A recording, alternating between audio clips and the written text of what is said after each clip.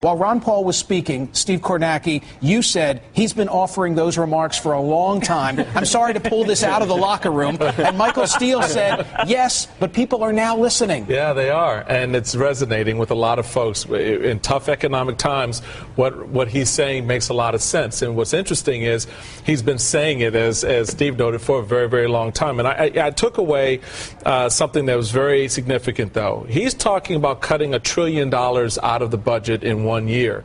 And you know the old Washington trick, we do it over 10 years. So we like it's $100 billion a year for 10 years. That's nothing. What he's talking about is a fundamental change in the way the government manages its money.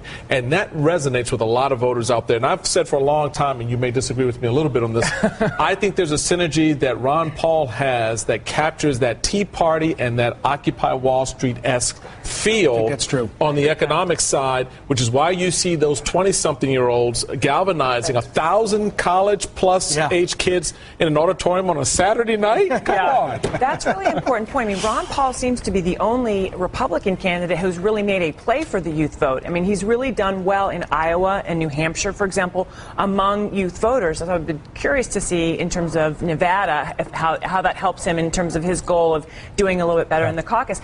You know, the other thing is, in the last election cycle, the Republicans really didn't make the effort to go after the youth vote because there was such the assumption that President Obama would get the youth vote.